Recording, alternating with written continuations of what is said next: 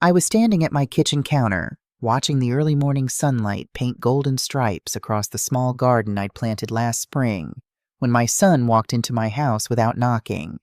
Again. At 72 years old, I've learned that the small disrespects cut deepest, not the grand betrayals, those you can see coming.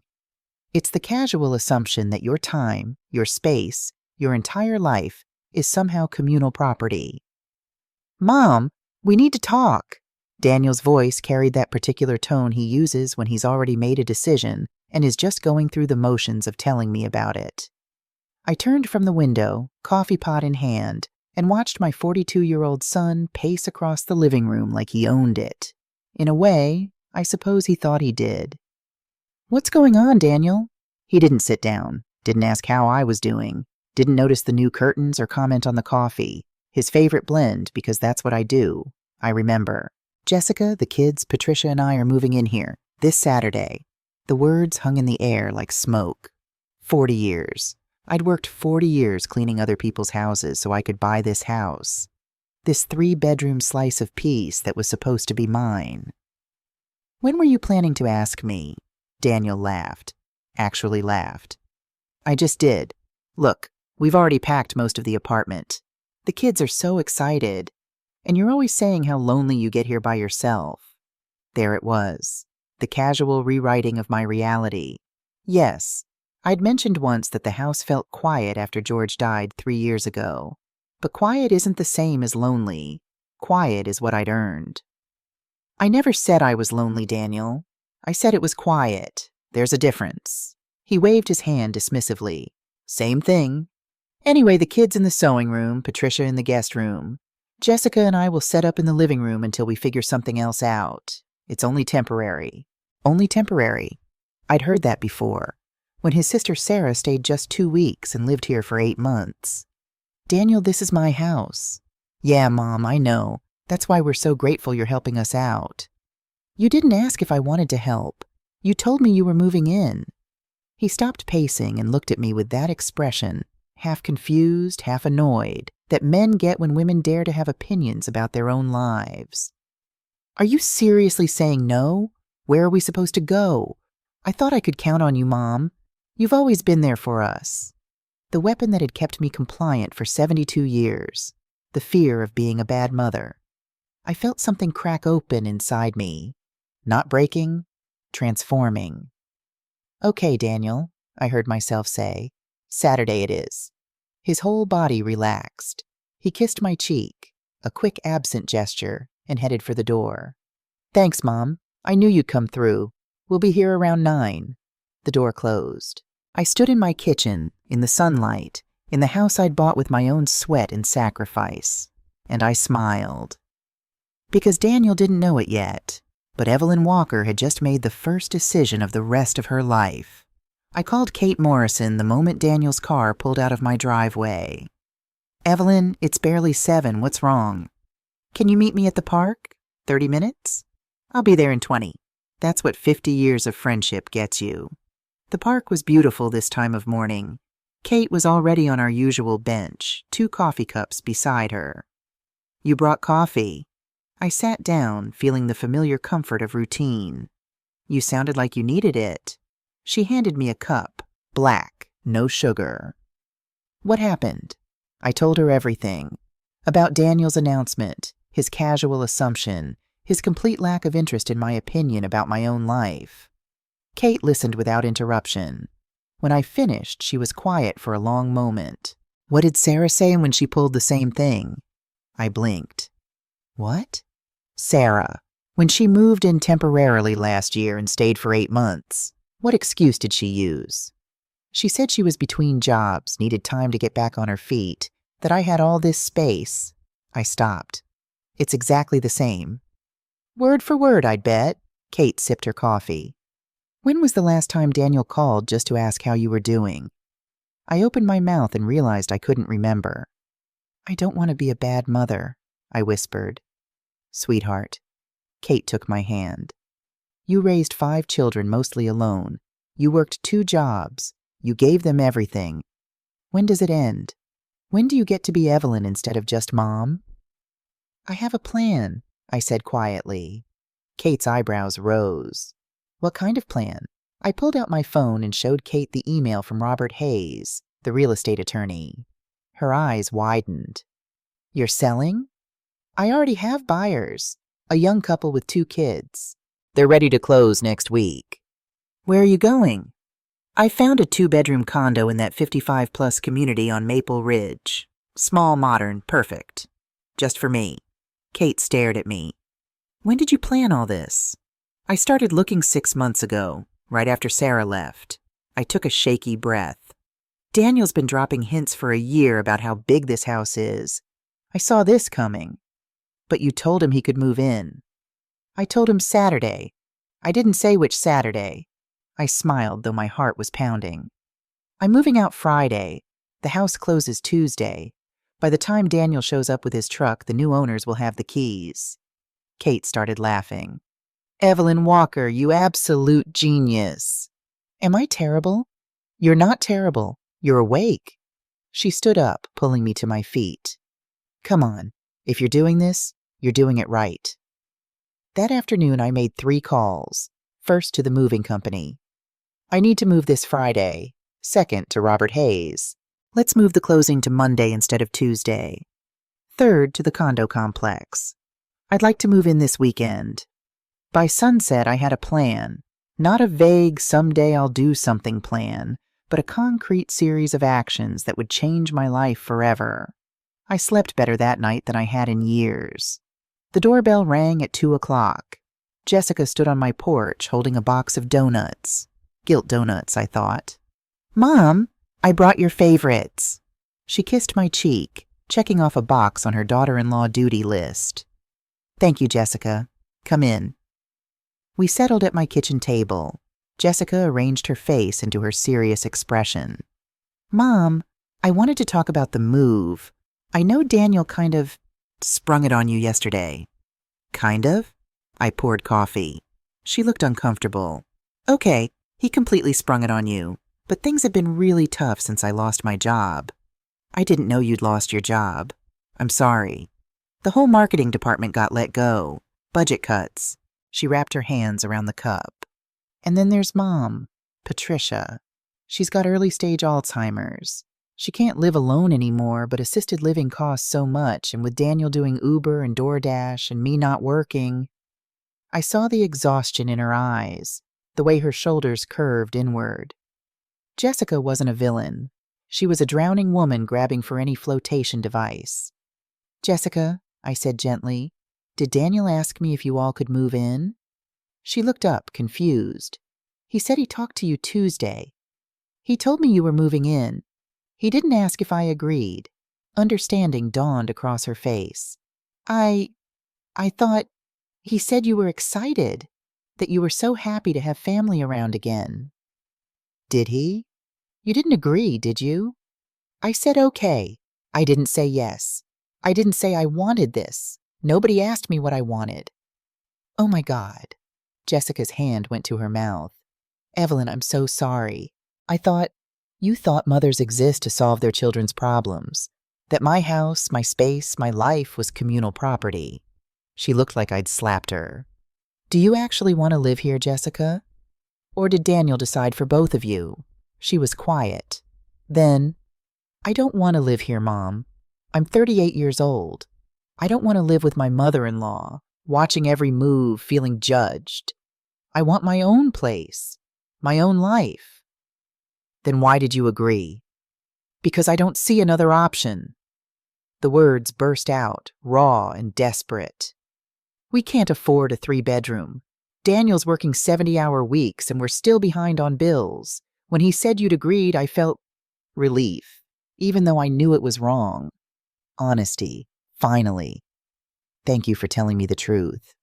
What are we going to do, Mom? Daniel told the landlord. The kids are excited.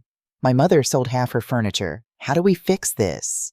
That's not for me to fix, Jessica. Those are consequences of decisions you and Daniel made without my input. But nothing. You two created this situation. You need to uncreate it.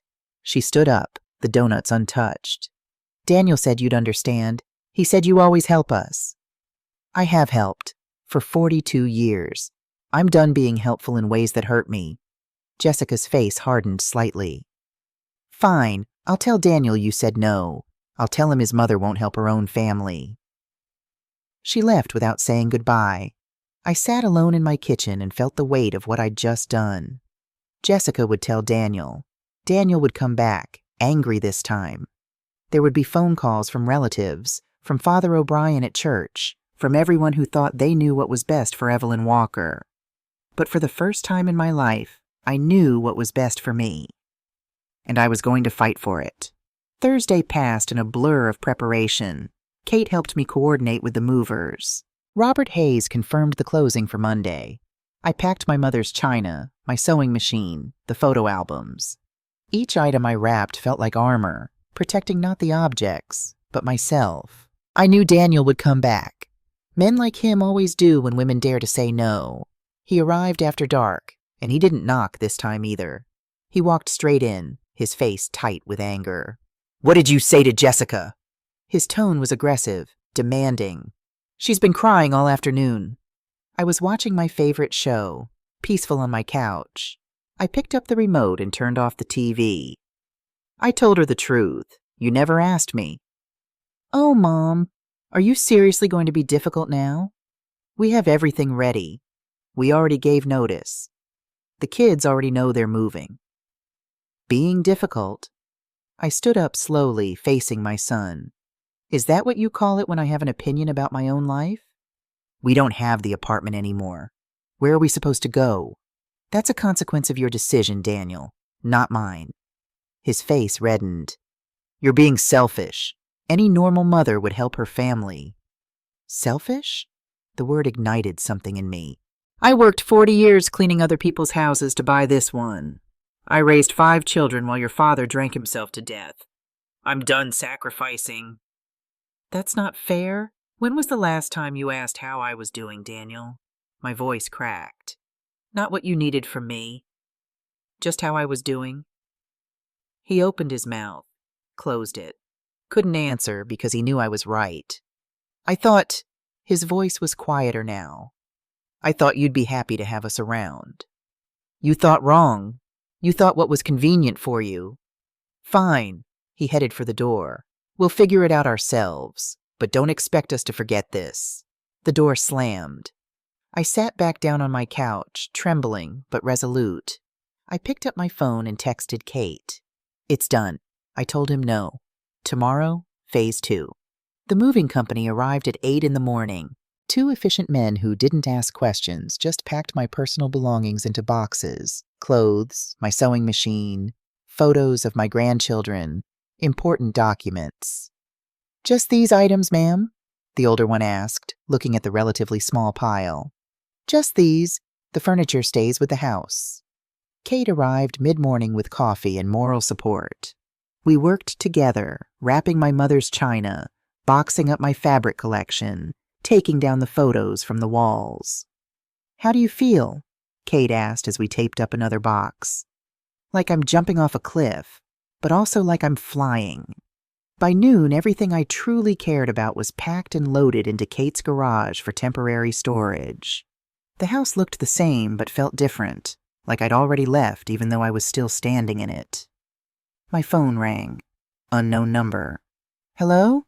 Mom, it's Sarah." I hadn't spoken to my daughter in 2 months, not since our last fight about her finally moving out. "Sarah, what can I do for you?" "Danny called me. He told me what happened." She paused. "Mom, I need to tell you something.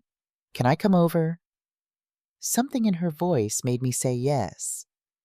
Sarah arrived 30 minutes later. She looked different, thinner, tired, but somehow more present than I'd seen her in years. "I'm in therapy now," she said without preamble, sitting at my kitchen table. "Started 2 months ago after I moved out, after you finally kicked me out." "Sarah, no, let me finish. I needed you to kick me out. I needed someone to stop enabling me." She took a deep breath. "And I need to warn Danny. He's about to make the same mistake I did." "What do you mean?" "Assuming you'll always be there to save us. Assuming we can take and you'll never run out of give." She looked at me with tears in her eyes.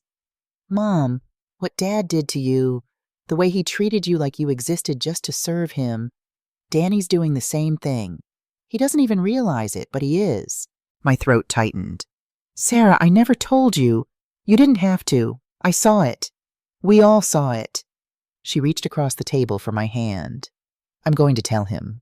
Tomorrow, when he shows up, I'm going to tell him the truth about our family. After Sarah left, I sat in my empty feeling house and cried.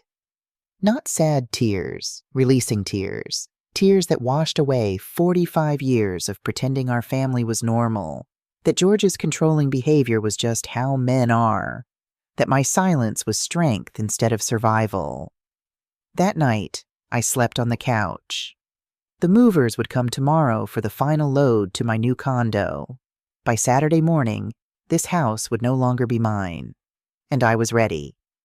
At 8:45 a.m., I stood on my front porch, dressed in my best slacks and a crisp white blouse. Kate stood beside me, silent support. The moving truck turned the corner at 9 o'clock sharp. Daniel's SUV followed, then Jessica's car with the kids, and finally a third vehicle with Patricia and boxes. My heart hammered in my chest, but my hands were steady. Daniel jumped out of the truck, all business.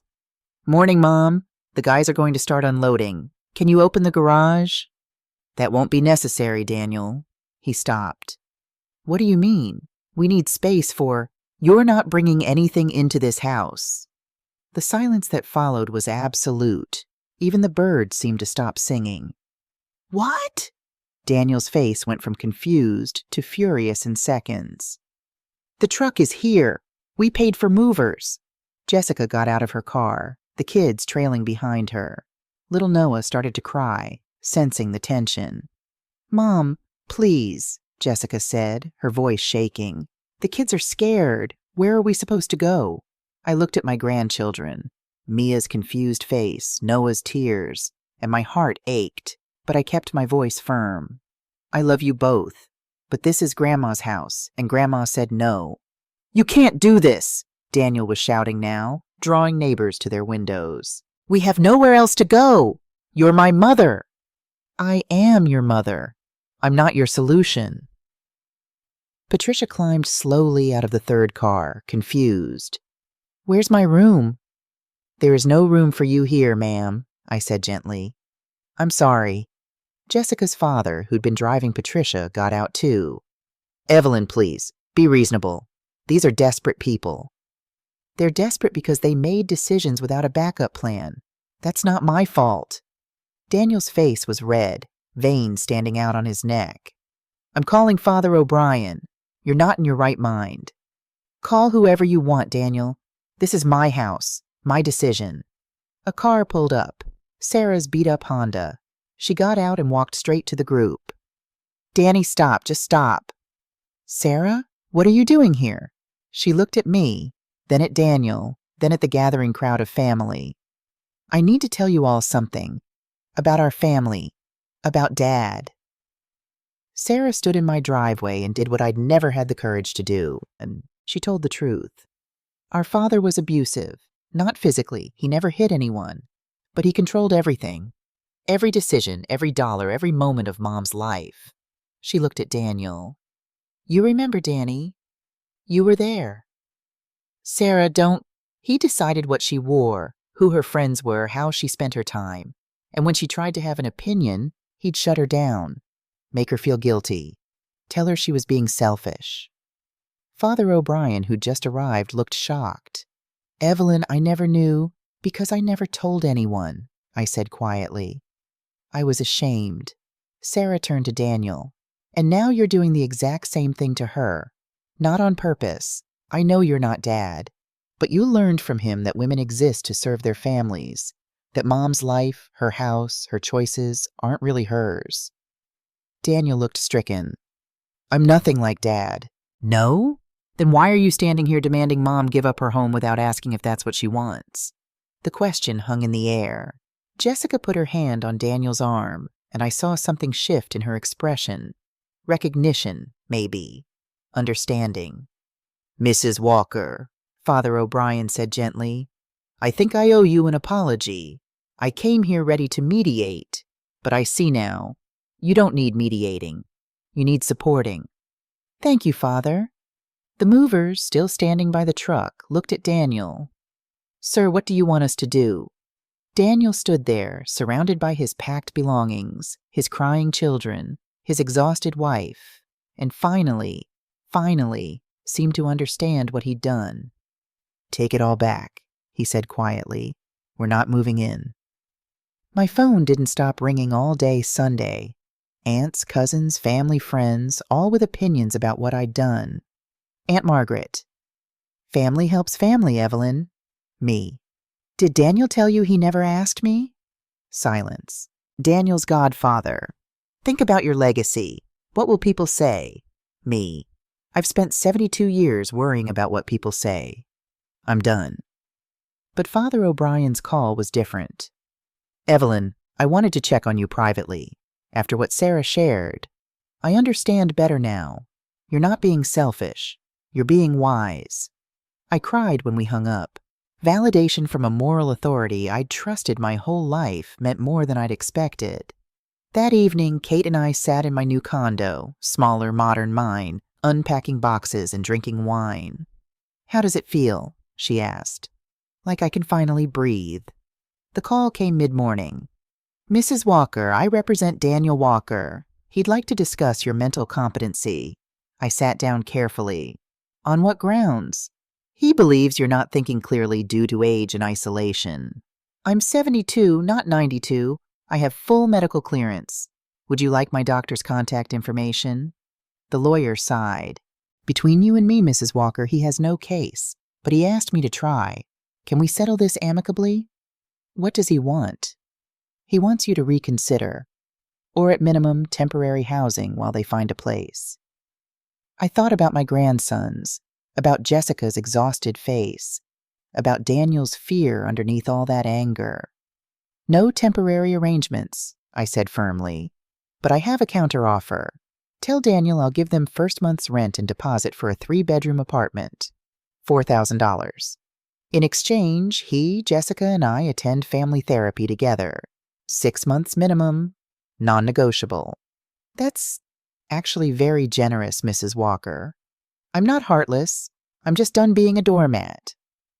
I met the new owners at my old house, a young couple in their 30s with 2 excited kids. Thank you so much, the wife said. This house is perfect for us. Take care of it, I said, my voice thick. I built a lot of memories here. That's when Daniel's car screeched into the driveway. He saw the sold sign, the family with moving boxes, the reality. Mom, what did you do? I sold my house, Daniel. My name, my decision. But this was our house, our inheritance. This was my house. I bought it. I owned it. I sold it. The numbers spilled out. Sold for $340,000. Bought the condo for $180,000. Left me $160,000 for my retirement, my medical care, my choices. Daniel's face crumpled. Not with anger this time, with grief. I thought this would always be here. I thought you would always be here for us. And there it was, the real issue. I am here for you, I said softly. Just not as a doormat. I'm here as your mother who loves you enough to let you stand on your own feet. Jessica appeared from their car. Daniel, take her offer, please. We need help, real help. Therapy help. Daniel looked at me, then at Jessica, then at the house that was no longer mine. I'm scared, Mom. The admission cost him. I could see it. Scared of what, sweetheart? Scared I'll fail. Scared I'll end up like Dad. Angry. Broke. Alone. His voice broke. I thought if I could keep us all together under one roof, I could control it. Keep us safe. I pulled my son into a hug. You're already better than your father. You know why? Why? Because you're here, having this conversation. He never admitted fear. You just did. Daniel took my check. Agreed to therapy. Can the kids still visit you? I smiled through my tears. Every weekend they want. in their grandmother's house, where they're invited. 3 months later, Dr. Rebecca Torres' office was nothing like I'd imagined. No cold leather couch, no stern-faced analyst with a notepad, just comfortable chairs arranged in a circle, soft lighting, and a woman in her 50s with kind eyes and a no-nonsense demeanor. "Thank you all for coming," she said as Daniel, Jessica, and I settled into our seats. "I know this hasn't been easy." That was an understatement. The first 2 sessions had been brutal. Daniel defensive and angry, Jessica crying through half of it, me wanting to walk out a dozen times because this digging into old wounds hurt more than I'd expected. But today felt different. "Daniel," Dr. Torres said gently, "you said last week that you wanted to talk about your father. Are you ready?" My son looked at his hands. At 42, he suddenly looked young again, like the boy who used to crawl into my lap after his father's rages, seeking comfort I barely had to give. "I remember the rules," he said quietly. Dad had so many rules. What Mom could wear, who she could talk to, how the house had to be arranged. He looked up at me, eyes wet. I remember being scared all the time. Scared of making him angry. Scared of what would happen if we broke the rules. "And what did you learn from that, Daniel?" Dr. Torres asked. That love meant control. That if I loved my family, I had to manage everything. Keep everyone safe by making all the decisions. His voice cracked. "I thought I was protecting them, but I was just doing what Dad did." Jessica reached for his hand. "You're not your father, Danny. You've never been cruel. You've never made me feel small on purpose." "But I did make you feel small," he said. "Didn't I? When I decided we were moving into Mom's house without asking either of you." She nodded slowly. "Yeah, you did." I watched my son sit with that truth. Watched him not defend himself, not make excuses, just accept it. "Mom," he turned to me, "I'm so sorry. For all of it. For taking you for granted. For assuming your life existed to solve my problems. For," his voice broke completely, "for treating you like Dad treated you." I'd imagined this moment 100 times. Imagined feeling triumphant, vindicated. But sitting there, watching my son finally understand, I just felt sad. Sad for the years we'd both wasted repeating old patterns. Sad for the little boy who'd learned that control equaled love. "I forgive you," I said simply. "And I'm sorry too. Sorry I didn't teach you better. Sorry I stayed quiet for so long that you thought that was normal." "What do you need from Daniel going forward?" Dr. Torres asked me. I'd been thinking about that question for 3 months. "I need him to see me, not as Mom the solution or Mom the resource, as Evelyn the person. Someone with her own life, her own needs, her own right to say no. Can you do that, Daniel?" He wiped his eyes. "I'm trying. I'm really trying." And I could see that he was. November. My life at 73 had a rhythm I'd never experienced before. Not the frantic rhythm of raising children or the exhausted rhythm of working 2 jobs. This was peaceful, intentional, mine. Monday mornings, I met Kate and Dorothy Sullivan at the park for our walking group. 8 women between 65 and 78, all of us learning that getting older didn't mean getting smaller. "My daughter tried to convince me to sell my car again," Dorothy announced one Monday. "Told me I was too old to drive." "What did you say?" I asked. "I told her when I fail my driver's test, I'll consider it. Until then, my car, my decision." She grinned. Then I drove to the DMV and took a refresher course just to prove I could. We all cheered. Small victories, but they mattered. Tuesday afternoons were for my painting class at the community center. I'd discovered I had a talent for watercolors, something I never would have known if I'd been too busy cooking for 5 extra people in my old house. "You should sell these," my instructor said, looking at my painting of the sunrise over my new garden. "They're really quite good." So I did. Listed them on Etsy. Made $200 my first month. Not life-changing money, but mine. Earned by doing something I loved. Wednesday mornings, the sewing circle. But now I made quilts for the women's shelter instead of alterations for neighbors who expected them for free. Teaching younger women to sew, passing on skills, feeling useful in a way that filled me up instead of draining me dry. Thursday evenings, video calls with Mia and Noah. Real conversations where I helped with homework and they showed me their drawings. Connection without obligation. Friday coffee dates with Kate, planning adventures. Last month, a road trip to the coast. Next month, wine tasting in Napa. Saturday visits with the grandkids. On my terms. They came over at 10. We baked cookies or worked on craft projects, and Daniel picked them up by 6. Clean boundaries. No guilt. Sunday mornings at church, then quiet afternoons reading in my garden or painting or doing absolutely nothing at all. For the first time in my life, I understood what peace felt like. My daughter came to visit on a crisp November afternoon, carrying takeout Chinese food in a small gift bag. "Mom," she said, settling on my new couch, "I wanted to show you something." She pulled out a leather-bound journal, opening it to show me pages filled with her handwriting. My therapist suggested I start keeping track of moments when I set boundaries, when I chose myself. She smiled, a little embarrassed. I thought it was stupid at first. But look, I read the entries. September 15th, told Brian I wouldn't lend him money. He got angry. I didn't cave. October 3rd, said no to working a double shift even though they pressured me. Went home, took a bath, read a book. October 22nd, Mom invited me to painting class. I actually went. I was terrible at it. We laughed so hard. "Sarah," I whispered, touching her handwriting like it was something precious. "Watching you stand up to Danny, it changed something in me." She took my hand. "I spent 30 years blaming you for not protecting me from Dad, but you were just surviving, weren't you? Doing the best you could." "I should have left him, should have shown you better." "Maybe, but you're showing me now." She squeezed my hand. "Better late than never, right?"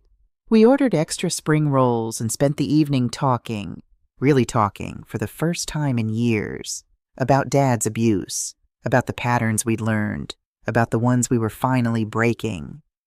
"I'm dating someone," Sarah said as she was leaving. "His name is Tom. He's kind. He asks me what I want instead of telling me. It's weird, but good weird. Good weird is the best kind," I told her. After she left, I added my own entry to my mental journal. Today, my daughter and I started healing together. Jessica showed up unannounced on a Tuesday morning. I was just heading out to painting class. "Mom, do you have a minute?" She looked nervous. "Of course, come in." She sat at my small kitchen table, the one that fit my new life perfectly, and took a deep breath. "I got a job. Marketing manager at a tech startup, $65,000 a year." "Jessica, that's wonderful." "Yeah, it is." She smiled, but there was something else in her expression. "And we found a great apartment.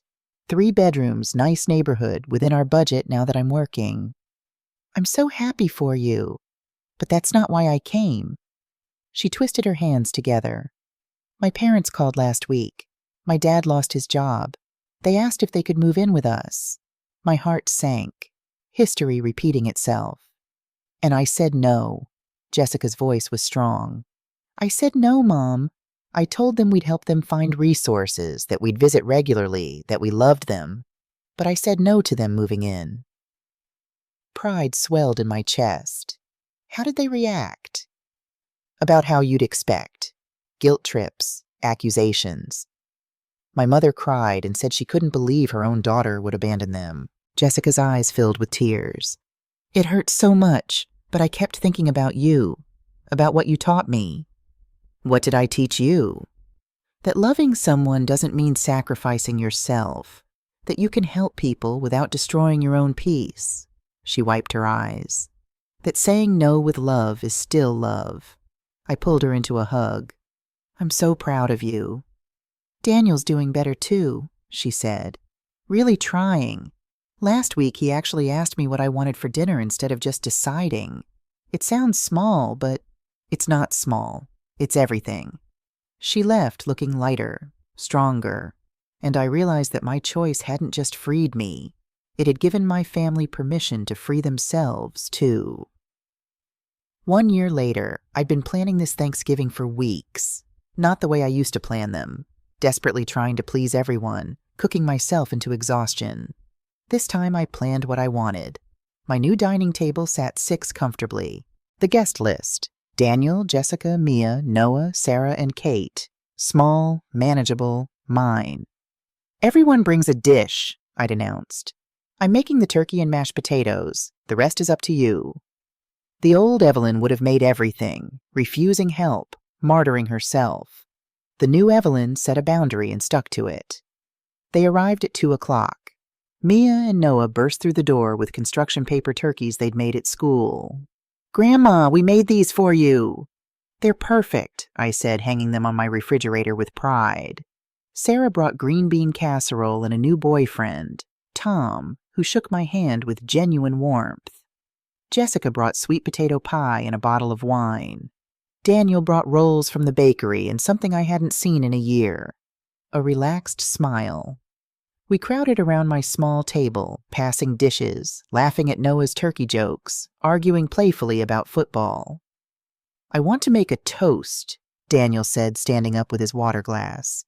"To Mom, who taught us the hardest lesson, that loving yourself isn't selfish, it's necessary. And that grandmas can have small houses if they want to," Mia added seriously. Everyone laughed. "Why is your house so small, Grandma?" Noah asked with 9-year-old bluntness. I smiled. "Because it's exactly big enough for me, sweetheart. And that's perfect." After dinner, while Jessica and Sarah cleaned up over my protests, I showed everyone my painting corner. Watercolors of gardens and beaches and sunrise. One painting hung in a place of honor, a portrait of a younger me cleaning someone else's house, looking tired but determined. "What's the title?" Kate asked. "The Woman Who Built Herself." "Past tense?" Daniel asked quietly. "No, present continuous." I looked around at my small, perfect home, at my family, healing and growing, at the life I'd finally claimed. I'm still building, every single day. November 28th, 1 year, 2 months since I said no to Daniel. Dire. Torres asked me today if I had any regrets. I told her the truth. I regret the 72 years I spent not knowing I was allowed to choose myself. But I don't regret a single day of the last 14 months. Are we perfect now? No. Daniel still sometimes forgets to ask instead of assume.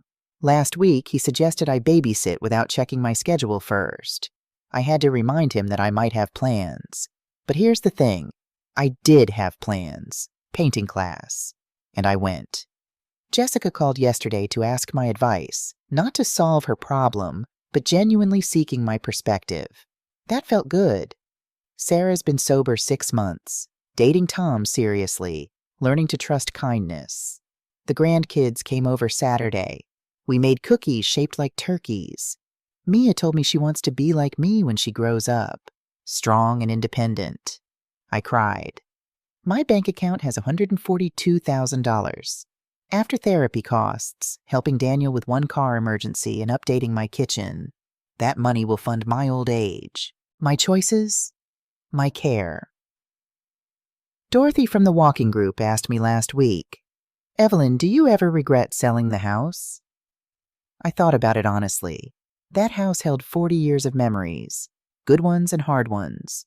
But this condo? This holds me. Finally, fully, completely me. Kate's planning a trip to Italy next spring. She wants me to come. The old Evelyn would have said no.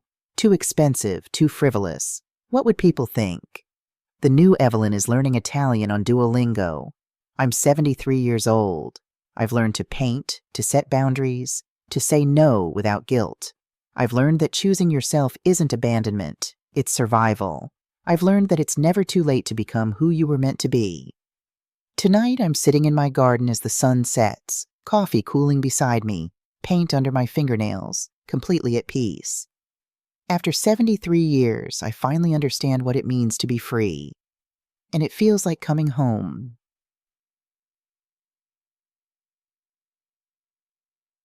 A note to readers. If you're a woman who spent your life putting everyone else first, this story is for you. If you're a daughter learning to set boundaries with aging parents, this is for you. If you're a son learning to see your mother as a person, not a resource, this is for you. It's never too late to choose yourself. It's never selfish to protect your peace. It's never wrong to say no. Your life is yours. Live it.